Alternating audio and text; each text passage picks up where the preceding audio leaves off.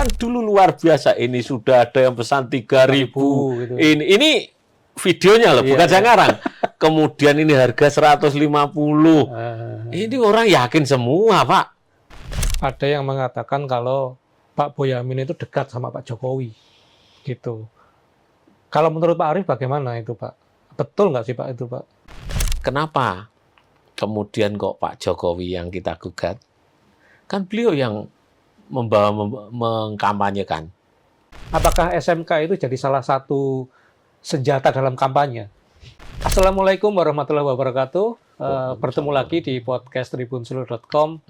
Kali ini saya wartawan tribunsulu.com Haji Bramastra akan melakukan wawancara, berbincang-bincang begitu, santainya begitu dengan Bapak Arief Sahudi. Iya. Betul ya, Pak? Betul. Namanya Pak ya. Saya takut keliru satu apa-apa. Huruf gitu. Pak Arief Sahudi ini teman lama. Iya. Dulu pernah wawancara, seingat saya waktu itu Pak Arief pernah ngobrol-ngobrol dengan saya di ruangan ini. Iya. Waktu itu membahas tentang peristiwa tabrak lari di flyover Manahan Solo, Pak ya. Iya, kalau itu Pak ya. Iya, betul. Nah, kali ini saya kembali mengundang Pak Arief. Alhamdulillah beliau bisa datang lagi ke studio Tribun Solo membahas yang hal lain yang tak kalah menarik dan sedang jadi perbincangan banyak orang, yakni tentang gugatan ya seorang remaja di Solo terhadap mobil SMK, ya, mobil SMK yang menghebohkan itu, yang sampai sekarang masih jadi perbincangan banyak orang, ya, digugat oleh seorang remaja bernama Aufa Lukmana. Aufa Lukmana, Mas Aufa ini menggugat beberapa orang, termasuk salah satu diantaranya Presiden ke-7 Indonesia, Pak Jokowi begitu, karena menurut Mas Aufa ini, tolong dikoreksi kalau saya Pak Arief, menurut Mas Aufa ini mobil SMK itu setelah digembor-gemborkan ternyata tidak bisa dibeli. Itu salah satu objek gugatannya, Pak ya. Pak. Betul. Baik, nggak usah terlalu lama saya bicara. Saya akan menanyakan beberapa hal ke Pak Arief supaya lebih jelas begitu ya berita ini. Pak Arief selaku pengacara dari Mas Aufa begitu, Pak ya. Betul. Ini yang menunjuk Pak Arief ini Mas Aufa atau keluarganya atau bagaimana, Pak? Mengingat Mas Aufa ini kan masih sangat muda untuk seseorang yang mengajukan gugatan ya kepada mantan Presiden Republik Indonesia begitu.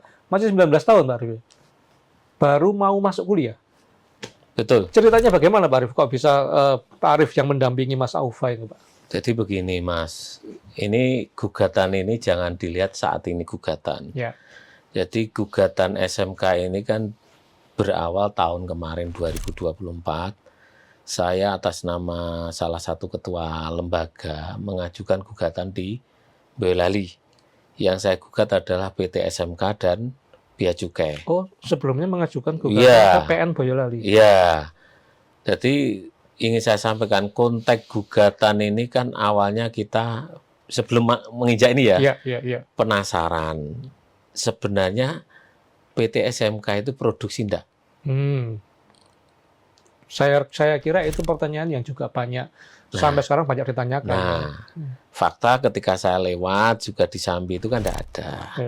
Kemudian saya lihat-lihat di Google ternyata juga ada info ternyata ini impor. Jadi cuman istilahnya maklar. Nah, akhirnya kan saya gugat. Iya. Memang gugatan tidak diterima. Jadi posisi sebagai salah satu lembaga swadaya tidak bisa. Ini tidak bisa gugatan itu. Apalagi yang saya ingin tanyakan kan bayar pajak tidak ke Bea Cukai. Waktu itu tuh. Jadi kita ingin memperoleh informasi. Bentar, Pak. Maksudnya apakah PT SMK itu bayar pajak ke Bea Cukai? Dengan datangnya mobil itu? Iya. Awal ceritanya seperti itu. Lah dari gugatan itu kan akhirnya kita tahu kerangkanya. Oh, ternyata ini ketika waktu mediasi kan Direktur SMK datang. Waktu di PN Boyolali. Iya, datang. Nah, datang akhirnya kita tahu ternyata memang impor, baik itu build up maupun pecahan. Pecahan itu berarti masih ada aktivitas perakitan di sini. Ya, waktu itu ini secara global seperti itu. Saya tidak tahu. Nah, pada selanjutnya kan Oh, kok ya enggak ada di jalan, saya juga enggak tahu. Nggak pernah lihat mobilnya. Nah, akhirnya muncullah gugatan ini. Jadi Hmm. ini semua desain gugatan ini bukan semata-mata karena tren, karena ingin apa, tapi karena ingin agar program mobil nasional yang digembar-gembori, kita ingin lihat bener enggak, Mm-mm. ada enggak barangnya. Ketika ada, ditawarkan enggak. Nah ini Mm-mm. kita ingin lihat Mm-mm. gugatan ini. Nah kemudian ketika ini muncullah Mas Aufa ini. Dia juga ingin punya usaha, punya mobil, gugat. Istilahnya keinginan ketemu keinginan jadi satu, gugat. Lah kita ingin lihat nanti seperti apa. Jadi target kita itu adalah bagaimana kita sebagai warga negara, kita semua melihat semua orang yang berjanji ini terpenuhi. Termasuk mobil SMK. soal Iya, mobil dan SMK. sekali lagi ini adalah urusan publik. Ya, Tidak murni kepentingan saya, ya, kepentingan Mas Alfa. Karena ini kan urusan mobil SMK, urusan mobil nasional kan. ya, ya, ya. Bukan hanya letter-tek masalah kepentingan Mas Aufa. Ini Ya. rentetannya kan panjang. Ya. Dan semua masyarakat tahu kan. Mm-mm. Betul. Nah, ini. Nah, mari kita lihat nanti kenapa kemudian kok Pak Jokowi yang kita gugat. Kan beliau yang mengkampanyekan mobil Saat ini. mulai dari wali kota. Iya, ini fakta yang tidak bisa dibantah, bisa dicek di Google. Kenapa kemudian Pak Ma'ruf Amin tahun 2018 beliau juga mengkampanyekan. Jelas itu di media. Nanti akan segera muncul Mopnas itu. Nah, PT SMK kita gugat karena apa? Dia menurut kita ingin lihat kira-kira jawabannya apa. Nah, bisa jadi nanti akan ada episode selanjutnya. Ya. Ini, Mas. Ya. Jadi ini bukan semata-mata kepentingan privat Mas Aufa. Ya.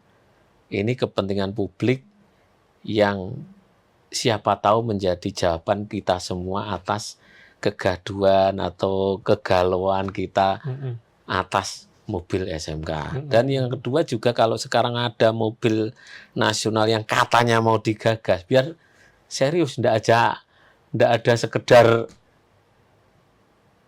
program politis. Ya. Itu Ya. Mas. Pak Arief, ini saya sebelumnya minta maaf, mungkin pertanyaannya lebih ini ya, lebih menohok begitu. Saya itu membaca sentimen publik di media sosial, ya. Setelah muncul berita, ya kemudian dilacak begitu, siapakah sosok Mas Aufa ini? Ternyata dia adik dari Almas Sakibulu, ya, yang dulu tidak kalah membuat hebohnya karena mengajukan gugatan soal ambang umur pencalonan. Kan saya advokatnya sama Pak Arief juga. Iya, gitu ya. Saya ketua timnya. Netizen pun kemudian kan ini ya menabrakkan dua fakta ini. Dulu gugatan itu dalam tanda kutip memberi angin ke keluarga Jokowi. Sekarang gugatannya sebaliknya, begitu ya. Dalam tanda kutip memojokkan Pak Jokowi, begitu ya. Ini dari situ kemudian publik ini mulai ramai ya melontarkan teori-teori konspirasi, dugaan begitu ya. Ada apa di balik ini? Kok dulunya gugatannya bisa membantu ya dalam tanda kutip itu mengantarkan Mas Gibran menjadi wapres begitu. Kalau sekarang malah menggugat Pak Jokowi begitu. Ada apa Pak sebaliknya Pak? Di balik ini Pak maksud saya Pak. Gini, Mas Bram ya, mungkin Mas Bram lupa. Mas Gibran itu nyalon wali kota tahun berapa? Wali kota? Pertama kali. 2020 ya, 2022. Kalau enggak salah 2019 atau 2018. Ya. Coba cek. Saya bersama namanya Paguyuban Warga Surakarta pernah menggugat ke MK terkait dengan syarat orang yang telah melakukan syarat calon pemimpin tidak melakukan beban tercela. Salah satunya apa? Yang kita ingin makna itu orang yang tidak ikut nyoblos dan meminta tidak ikut nyoblos. Siapa itu? Mas Gibran. Tidak ikut nyoblos waktu pilkada. Ya, Ya. zaman bapaknya apa dia saya lupa ada. Nah, itu di media. Ketika itu Mas Gibran menyatakan tidak nyoblos. Iya kan tidak nyoblos kan. Waktu pilkada di Solo kalau tidak salah. Iya. Dia di mana, di Jakarta, Singapura. Oh iya. Bisa ada coba cek ada Iya. ke MK bahwa pemimpin itu kita berharap wong sing dipilih dan milih kan. Iya. Kenapa Mas Gibran waktu itu tidak ada dukungan dari masyarakat atas niat kita itu? Kita ke MK Mas. Bukan hanya pernyataan loh. Ada itu. Nomor perkaranya ada. Nah, jadi saat pilkada itu sebelum pilkada untuk pilkada, menghambat Mas Gibran itu, ya. kasarannya, kamu itu pernah ngomong, saya ketika pilkada di Solo atau pilpres saya lupa, ndak nyoblos di sini tapi di sana ada itu beritanya, heboh. Saya mengajukan itu agar Mas Gibran ndak bisa ikut. Kenapa? Dia itu pernah ngomong ndak pernah nyoblos. Itu tidak coblos pilkada pilpres saya lupa. Iya. Intinya tidak inilah ya. Tidak nyoblos. Tidak nyoblos. Kok sekarang malah ikut dicoblos? Saya mengajukan gugatan itu ke MK. Jadi kasarannya tidak bisa dijadikan panutan begitu ya, contoh begitu ya. Nah, kenapa tidak ada dukungan waktu itu? Pertanyaan saya. Iya. Baik itu LSM resmi Pak Gibran warga pemilih Solo kan tidak salah. Nah, itu kita gugat ke MK. Tidak ada dukungan dari seluruh warga atau stakeholder atau media massa. Nah, satu itu. Jadi yang kedua adalah 90. Jadi kalau berpikir ini semacam ini, kita sadar sekali resiko ini. Tapi semua adalah ini ilmu, Mas. Maksudnya resiko kalau digunjing. Iya, wajar. Julitin gitu. Iya, enggak apa-apa. Ya. Lah, karena apa? Kalau kita ada motivasi yang lain, bisa dicek. Saya juga enggak mungkin pede ngomong seperti ini. Dan saya kemana-mana ya santai. Kadang saya naik motor makan di wedang aja santai. Enggak ada masalah apa-apa. Iya. Nah, tapi Pak Arief baca ya sentimen publik di media sosial. Ya baca lah, enggak apa-apa. Kenapa? Iya. Saya kan melangkah pernah menghambat Gibran. Kalau tidak salah tahun 2019-2018. Bisa dicek di Google. Kemudian itu juga ilmu. Karena maaf, saya ini ngajukan gugatan ke MK itu lebih dari 11 atau 12 kali. Yang menang 4 kali. Jadi saya bukan sombong. Kalau pengacara itu menang 4 kali di MK urusan uji materi undang-undang. Kasus Antasari, bisa PK berkali-kali itu. Yang sekarang jadi judi yang diuntungkan para terpidana narkoba. Kemudian Suud Rusli untuk bisa namanya gerasi harus berapa. Kemudian pihak ketiga berkepentingan LSM bisa gugat itu kita. Kemudian 90. Pernah juga, tapi juga tidak dapat dikung. Ini contoh bahwa yang kita laksanakan adalah murni kepentingan ilmu. Bagaimana menteri tidak bisa mencalonkan diri, harus mundur karena komisaris, direktur yang mundur. Juga ditolak. Waktu itu saya juga ngajukan. Salah satunya Angel Elga yang ikut gugat. Iya. Artinya apa? Resiko monggo ini kita terima enggak apa-apa. Tapi ini semua ilmu dan niat kita adalah niat baik. Monggo lah. Kalau orang ditafsirkan apapun kita terima. Tapi saya santai-santai aja lah. Iya. Itu Mas. Penjelasan ini sekaligus menjadi jawaban bahwa tidak ada motif ekonomi di balik ini Pak Arief. Kalau pertanyaan itu bisa dicek. Ya. Dan maaf ya Mas. Saya itu kan punya kantor pengacara. Kemudian di situ juga tempat magang anak-anak. Ya. Bisa kerjasama dengan UNS. Saya itu ini bukan ada kadang 20 SK atau berapa penilaian. Kita ada kerjasama. Kemudian kita juga banyak mungkin jenengan tahu kita nggugat hal-hal yang orang lain tidak nggugat, kita nggugat. Apakah ada motif ekonomi? Kita pernah bela Kedung Ombo, flyover, Manahan. Ya. kemudian yang lain, apa kepentingan kita? Ekonomi dari mana? Iya. Nah, kalau motifnya adalah menjaga eksistensi diri, bahwa kita masih ada, boleh aja. Ya. Tapi yang paling ideal ya bagaimana kita mengembangkan pengetahuan, melakukan pembelaan kepada orang-orang yang berhak, itu aja.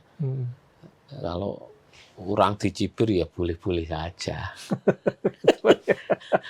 Pak Arief, salah satu tuduhan netizen itu, ya, mohon maaf ini, ada yang mengatakan kalau Pak Boyamin itu dekat sama Pak Jokowi, gitu. Kalau menurut Pak Arief bagaimana itu, Pak? Betul nggak sih, Pak, itu, Pak? Begini, kalau itu ya Pak, saya belum pernah tahu Pak Boyamin ketemu Pak Jokowi. Begitu ya? Belum pernah. Padahal Pak Arief ini sahabat Pak Boyamin kan? Saya tuh dengan Pak Boyamin sejak Pak Boyamin masih anggota Dewan, Ya. Masih numpak motor jet Ya. collect. RC, Ketemu Pak, pejabat yang pernah saya temani adalah Pak Mardiono. Mardiono gubernur. Ya. Hampir ya, tidak 100%. Saya aktivitas Pak Boyamin tahu. Baik yang A, B, hampir. Karena keluarga Pak Boyamin saya kenal. Baik orang tua menurut saya kenal semua. Jadi kalau apakah dengan Pak Jokowi? Setahu saya enggak. Saya malah pernah ketemu Pak Jokowi. Oh gitu ya, Pak Boy tapi malah nggak tahu kalau Tapi saya waktu ketua partai P3 dulu. Oh. Pak Jokowi nyalon pertama kali. Oh iya. Saya ketemu sekali. Iya. Nah, kemarin dalam menjaga kehormatan, waktu perkara 90, saya kan ditunjuk dari MUI, salah satu bidang hukum. Saya tidak datang ke pelantikan di Loji Gandrung. Kan wali kotanya Pak Gibran Masian. Saya belum pernah ketemu. Sampai detik ini ya, ini duduk di sini. Iya. Bisa disumpah Quran berapapun. Saya belum pernah salaman dengan Gibran itu. Gitu Pak ya? Ini betul. Bisa ditanyakan beliau, pernah enggak ketemu? Iya, Atau pernah enggak telepon atau saya WA? Enggak punya. Saya enggak punya nomor telepon. Dan saya juga enggak pernah ditelepon. Kalau Pak Jokowi terus saya sekali, tapi dulu waktu saya ketua partai. Dulu itu mungkin Pak Jokowi mau nyalon pertama kali ya. Setelah itu saya enggak pernah komunikasi. Saya kan sebagai selain advokat dengan saya politisi. Saya sangat tahu etika bagaimana harus menempatkan diri untuk menjaga diri saya sendiri kan. Lah, kan boleh aja netizen ngomong, tapi kalau orang Solo atau siapapun bisa melihat, pernahkah saya ngobrol atau ngopi dengan siapapun? Orang-orang yang bisa dicek. Baik pakai CCTV, enggak pernah ada. Oke. Pak Arief. Pak Arief ini kan pengacara sudah senior menurut saya ya. Iya. Sudah lama ya. Ya lebih ada yang senior lagi. Gitu ya. Iya. Tapi kan ya menurut saya ya kalau di Solo ya bukan kaleng-kaleng lah kalau saya bilang sebagai wartawan begitu ya. Pak Arief itu mengajukan gugatan bersama Mas Aufa soal SMK. Sebagai seorang pengacara itu kan tentu kan nggak bisa Pak ngawur gitu, wes pokoknya ngajukan saja. Nanti urusan kalah menang urusan belakangan. Pasti kan tentu Pak Arief sudah menghitung, ada hitung-hitungannya ini. Apakah ini bisa menang atau kalah? Atau memang nggak seperti itu Pak? Pak Arief sudah maju saja, yang nanti hasil apapun belakangan. Kalau di case ini gimana Pak? Gini Mas, dalam berperkara itu kan ada dua hal yang harus dilihat. Perkara apakah ini hukum murni atau non hukum murni, atau ini pembelaan terhadap hak orang kecil. Ada perbedaan target. Kalau ini perkaranya hukum murni, perdata murni, pidana murni, hitung-hitungnya strategi adalah bukti. Kalau pidana murni ya. Iyalah, perdata murni. Ya, kalau ini pembelaan terhadap hak-hak orang yang tidak mau, adalah bagaimana menjaga kehormatan dia, bukan urusan menang kalah. bisa enggak ini tetap dijaga dalam arti menaikkan posisi tawar.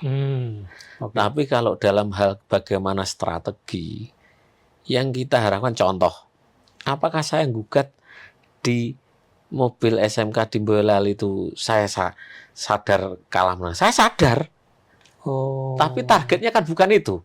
Saya dapat informasi seluas-luasnya untuk melangkah selanjutnya. Ya, Contoh, ya, jenengan kan ya. mengikuti flyover. Ya.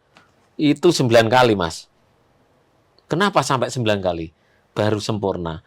Karena kita buta informasi itu. Ya. Buta. Ya. Akhirnya kan, gugatan ini diajukan, kemudian muncul, tahu nomor perkaranya. Gugatan ini maju, akhirnya tahu, ini disidik. Ini gugatan ini tahu, ternyata SPDP. Ya. Kita juga pernah gugat namanya mewakili warga Kedungombo. Apakah kita sadar hasil akhir? Secara seorang lawyer pasti tahu kalau urusan Akan menang berat, kalah ya. hukumnya. Ya. Tapi kan bukan itu targetnya. Ya. Targetnya bukan itu. Jadi sama ya seperti SMK ini ya. Tadi Iya. baru mungkin lebih melihat akan mendapatkan informasi Iya. yang lebih luas ya. Untuk Tadi yang kedepannya pembukaannya besok, kan saya Betul, sudah betul. cerita tadi. Iya. Bagaimana alur ceritanya seperti ini. Jadi ada 3 hal. Lah, kalau kita maaf ya Mas, Ya. kalau kita advokat mungkin hanya murni urusan cerai, Ya. mungkin pasti ketika jenengan tanya itu jawabannya bingung juga. Lah, kita kan pernah membela orang tidak mampu, bagaimana menggugat adalah contoh gugat MK. Apa kita yakin akan menang? Apa kita akan yakin semua ini bukti-bukti ini kuat? Sulit. Itu kan urusan filosofi, urusan kajian. Iya. Buktinya hanya lembaran artikel. Apakah kita bisa ngukur? Tidak bisa. Itu Mas. Iya. Jadi sifatnya norma, sifatnya hal-hal dahsolen itu kan juga sulit ditebak. Iya. Jadi kalau ada pertanyaan, tahukah? Saya tahu. Lah, kira-kira bagaimana? Ya sesuai target yang saya targetkan kan? Iya. Gitu. Gitu. Pak Arief, kemarin Pak Jokowi dalam sebuah wawancara begitu, ya, itu pernah menjawab ke wartawan begitu ya, pernah mengatakan ke wartawan, katanya dia memberikan semacam arah begitu, arah pembicaraannya itu kalau gugatan itu salah arah begitu ya, karena SMK itu katanya dia mengingatkan kalau SMK itu perusahaan swasta ya, bukan perusahaan negara, sehingga kalaupun SMK itu nggak jalan begitu, harusnya jangan negara yang disalahkan, jangan kepala negara yang disalahkan begitu ya, atau pimpinan yang disalahkan gitu ya, aparat negara yang disalahkan, karena tugasnya kan hanya mempromosikan karya anak bangsa begitu ya, perusahaan lokal lah begitu. Itu terus bagaimana Pak Arief menyikapi jawaban seperti itu? Apakah sebagai seorang wali kota dulu yang mempromosikan tetap bersalah begitu, atau bagaimana Pak Arief? Saya malah senang jawaban itu. Akhirnya kan saya tahu jawabannya. Nah, padahal ketika beliau mengampanyekan mobil, apa ya seperti itu? Gitu ya. Di situ kan dulu luar biasa, ini sudah ada yang pesan 3.000 gitu. Ini videonya loh, bukan saya ngarang. Kemudian ini harga 150. Ini orang yakin semua Pak. Lah, beliau ngomong kan mestinya ada data kan. Nah, bukan asal ngomong kan. Itu sabdo pandito ratu tan kena wulawali kan. Lah makanya kita ingin tanya, sampean ngomong seperti itu kok sekarang ndak piye? Lah kalau itu yang ngomong marketing bukan pejabat, oke lah, itu aja salah kok. Sekarang coba jenengan ingat, marketing atau dari perumahan-perumahan yang bodong itu, kan kena pidana semua Pak. Karena nggak ada barangnya, gitu ya. Loh, iya lah, coba dicek di Google aja. Banyak kan? Ada konsumen melaporkan perumahan, wah brosurnya bagus macam-macam. Hah? Tapi kan yang melaporkan kan rata-rata ini Pak sudah kehilangan duit. Iya, gitu. ini konteksnya adalah ini contoh. Hmm. Nah, artinya apa? Sebagai seorang presiden atau wali kota gubernur, masa rakyat tidak percaya toh Mas? Hmm. Sekarang kita tanya. Ya, Lah kalau jawaban gitu ya sudah kan begitu toh? ya. Kualitas jawaban seperti itu. Ya. Nah. Oke. Apa kita tidak tahu bahwa itu PT swasta? Kita tahu. Ya tidak sebodoh-bodoh banget lah. Namanya perusahaan BUMN apa kita juga tahu. Iya. Nah, kita kan ingin menguji nanti di sana jawaban beliau seperti apa. Ya. Apakah seperti itu statementnya atau enggak? Mm-mm. Enggak apa-apa, apapun Oke. jawabannya kita terima. Kita kan ingin melihat nanti itu namanya mobil SMK itu seperti apa tuh sebenarnya? Iya. Biar jadi pembelajaran ketika pemerintah mau buat Mopnas lagi. Ya biar lebih jangan sampai rakyat terbuai oleh itu akhirnya juga sama aja ndak ada kan. Pak Arief, secara personal begitu ya Pak Arief maupun Mas siapa Aufa gitu, apakah berpikiran begitu ya kalau mobil SMK ini itu dijadikan salah satu pemikat ya oleh Pak Jokowi begitu waktu kampanye-kampanye begitu sehingga masyarakat itu bisa yakin begitu loh. Ini pantas dipilih begitu ya. Itu apakah SMK itu jadi salah satu senjata dalam kampanye? Ya kalau lihat faktanya kan masyarakat menilai seperti itu. Bisa lihat. Pernah kan nanti ke Jakarta naik mobil SMK. Pernah kan? Ya. Kalau tidak salah pernah, nanti mau dikoreksi, saya tahu saya. Ya. Ini ke foto di dekat mobil, ini mau nyalon gubernur. Ya. Dan beliau yang meresmikan juga hampir semua event di kan. Jadi bentuk meyakinkan. Nah, pertanyaannya kan ini untuk kampanye atau ini memang untuk iklan PT-nya? Kan bisa dicek. Mudah kan? Kapan perusahaannya berdiri? PT SMK itu, kapan beliau buat mobil kan? Kan akan kelihatan. Nah, kalau pertanyaan apakah itu? Ya sama aja, masyarakat begitu enggak. Nah, penilaian netizen bagaimana? Nah, kalau saya menilai ya wajar orang menilai seperti itu. Makanya kita lihat nanti jawabannya seperti apa. Kalau sama seperti itu ya sudah. Ya. Berarti kan memang seperti itu jawaban beliau, gitu. Berarti kan tidak seperti sebelum-sebelumnya kan. Sebelumnya ndak ada keraguan apapun untuk mengkampanyekan PT SMK. Pakai mobil dinas SMK, pakai ke Jakarta naik mobil ini, ngeri Pak. Gitu ya. Iya. Pak Arief, ada lagi Pak yang ditanyakan oleh netizen begitu. Mas Aufa ini masih 19 tahun begitu ya. Dalam berita ya, dalam wawancara di beberapa media massa, termasuk Tribun, itu ada wawancara yang menyebutkan kalau Mas Aufa itu pernah berniat membeli, ya, terus kemudian tapi tidak bisa lah, intinya tidak bisa membeli begitu, karena barangnya nggak ada gitu. Itu betul nggak sih Pak Arief?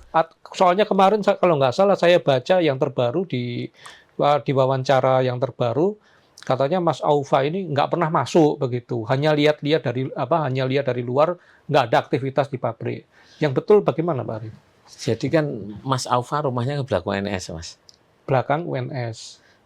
Dan dia sekarang kan lulus SMA, dia kan ingin beraktivitas, disuruh kuliah, istilahnya pengen berusaha atau jadi pengusaha kecil-kecilan, angkutan di sana angkutan kan laris. Dan rumahnya simbahnya kan di Simo, istrinya Pak Boyamin kan di Simo, artinya kan lewat sana, terus ada iklan mobil kan pengen, itu aja. Alhamdulillah saya punya gagasan itu ketemu kan. Tapi pernah Pak Arief datang ke kalau dia cerita saya kan lewat kan. Kalau ke Simo kan lewat, Mas. Iya, iya. Enggak, tapi maksudnya sampai masuk ketemu Wah, nanti salesman ditanyakan gitu. dia. Kalau cita saya memang lewat terus pengen, ini toh PT Gitu. SMK lah. Nanti bisa ditanyakan langsung. Kalau cita ke saya seperti itu. Iya, iya. Apakah sampai masuk saya tidak tahu. Iya. Tapi kalau lewat situ saya aja sering. Kan saya juga penasaran. Wong saya sebelumnya ngirim surat somasi kok tahun 2024 itu sebelum gugat. Saya pribadi Ke PT SMK. SMK. Sebelum gugat, saya piye ceritanya ini begini gitu begini. ya. Iya, Jadi ini bukan ujuk-ujuk. Ujuk ya. Tapi memang tidak saya blow up karena saya ingin tahu informasi seluas-luasnya. Dapat ilmu dulu tadi, Pak. Iya, kan informasi lah. Iya. Dan saya juga bukan tipe saya biar dipanggil. Enggak, saya tidak pernah ketemu di luar pun. Saya bukan model itu. Saya bukan model itu. Pak Arief, saya kan orang awam di dunia hukum begitu. Iya. Kalau di persidangan itu, Pak Arief, itu kan ada beberapa bagian persidangan, Iya. ya. Ada beberapa tahap begitu. Apakah memungkinkan kalau sampai akhir sidang nanti Pak Jokowi itu tidak hadir? Ya, kalau dalam perma memang alasan tidak hadir itu kan kalau ke luar negeri atau tugas negara. Nah, itu alasannya. Kalau di perma itu. Ya, tinggal nanti kebijakan hakim lah. Kalau saya hakim seperti apa. Tapi kalau posisi tergugat kan beda dengan penggugat. Kalau penggugat tidak hadir kan dianggap tidak etikat baik. Oh gitu. Iya. Iya. Itu. Tapi jadi memungkinkan ya kalau tergugat ini tidak hadir sama sekali, diwakili oleh kuasa hukum itu memungkinkan? Ya memungkinkan. Tapi kan kita akhirnya lihat ingin menyelesaikan enggak ini kan, gitu. Apakah kuasa hukum tidak cukup untuk menyelesaikan, Pak? Ya kalau mediasi kan sebaiknya prinsipil. Dalam perma disebut ini prinsipil itu maksudnya yang langsung. Iya. Ya. Kalau di mediasi loh Mas, bukan di sidang loh. Iya. Di sidang pertama itu loh. Setelah sidang pertama kan ada sidang mediasi itu. Iya. Di situ biasanya diharuskan, diwajibkan hadir. Tapi yang punya resiko besar di penggugat harus hadir, enggak. Nah, kalau tergugat ya dalam praktek ada, enggak hadir, enggak apa-apa. Ini saya cerita praktek ya. Iya. Pak Arief, salah satu yang juga yang ingin saya tanyakan itu adalah mediasi begitu.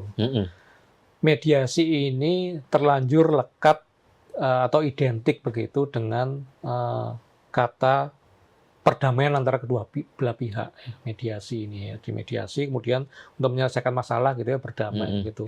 Sehingga sentimen publik itu bilang, wah lah belum sudah mediasi ya, sehingga ini kemudian ada perdamaian begitu yang menghubungkan ini dengan motif ekonomi begitu ya. Akhirnya selesai dengan uang atau bagaimana begitu ya, damai begitu. Itu seperti apa sih Pak Arief sebetulnya kalau mediasi ini dalam hukum itu artinya maksudnya itu apa? Apakah selalu berhubungan dengan uang begitu Pak? Jadi mediasi itu kan salah satu hukum acara yang dasarnya peraturan Mahkamah Agung. Itu kalau kita lihat dari sejarah keluarnya mediasi adalah untuk meminimalisir agar perkara yang tidak sampai putus tapi selesai dengan perdamaian. Jadi tidak perlu sidang bertele-tele. Nah, biasanya ini berjalan ketika ada hutang piutang. Jadi sebentar Pak. Jadi mediasi ini bukan pihak penggugat yang minta ya. Ini hukum acara sudah ditentukan ya oleh pengadilan. Sudah pengadilan ya. Iya. Jadi kita nggak bisa memilih. Oh, nggak bisa kalau itu. Jadi untuk meluruskan ya, netizen yang belum tahu begitu ya, masyarakat yang belum tahu. Ini bagian dari persidangan. Bagian dari persidangan wajib. Jadi penggugat bukan penggugat yang minta. Oh enggak. Itu enggak. Dan mohon maaf ya, ini saya pernah gugat namanya paskibraka yang tidak jilbab. Oke. Itu ya mediasi. Ya sampai putusan akhir. Saya juga enggak minta apa-apa. Itu saya juga keluar daftar uangnya. Iya. Dalam rangka membela hak orang Islam. Loh ini jadi bukan hanya ini aja. Nah itu kalau ditanya, apakah saya minta uang? Enggak, itu sampai putus bisa dicek di SIPP. Kemudian saya gugat Gibran urusan itu janji-janji itu ya sampai putus, nggak ada urusan Iya, iya. uang. Jadi kalau mediasi konteksnya seperti itu bisa jadi salah persepsi. Salah persepsi. Salah Jadi persepsi. mediasi itu bukan penggugat yang minta untuk berdamai, Enggak. diselesaikan sebelum sidang Enggak, putus, enggak. ya. Itu karena itu adalah tahapan dalam pengadilan yang harus dilalui. Ya. Dan itu harus sidang pertama dulu, Mas. Sidang oleh hakim Ya. pengadil, Ya. kemudian ditawarkan ini sesuai perma harus ada namanya mediasi. Ya. Silahkan, apakah hakim mediatornya dari pengadilan Ya. atau ditunjuk para pihak. Itu. Kalau dalam gugatan SMK ini, mediasi ini bisa selesai kalau Pak Arief menganggap ini selesai di mediasi dalam sampai tahap seperti apa, Pak? Misalnya kemudian Pak Jokowi mengakui kalau SMK itu nggak ada atau bagaimana? Sehingga tidak perlu ke sidang-sidang selanjutnya begitu. Sudah ada proposal. Sudah ada proposal. Dari sudah tanda tangan alfanya. Nah, nanti kita lihat. Ini kan para pihak belum lengkap kan? Proposalnya dari pihak penggugat ya? Iya, kita menawarkan seperti ini. Oh. Itu publik nggak boleh tahu? Ya nanti kita sampaikan setelah sidang lengkap. Oh. Pasti. Tapi kalau sekarang nggak mungkin saya sampaikan. Oh gitu ya. Dan kita wajib menyampaikan. Ini pertanggungjawaban publik kan. Dan apalagi gugatan ini sekali bukan gugatan privat.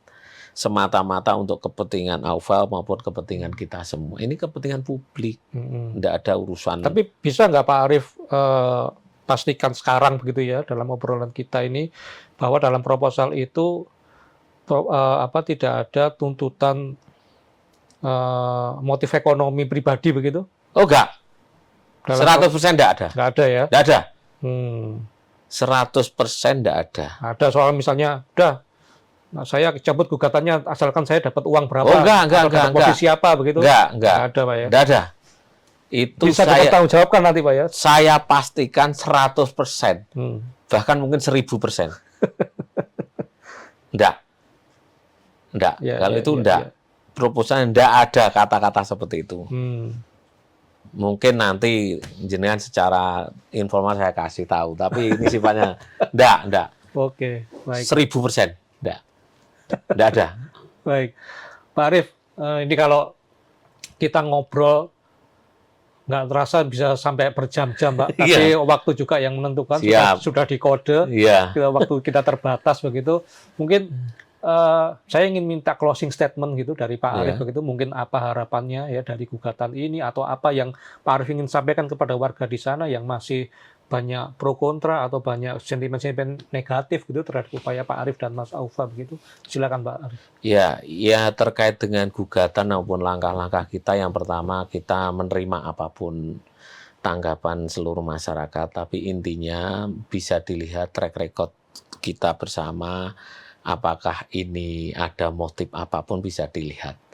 Dan teman-teman wartawan, kawan-kawan wartawan juga sekarang kan kontrol publik itu sangat kuat.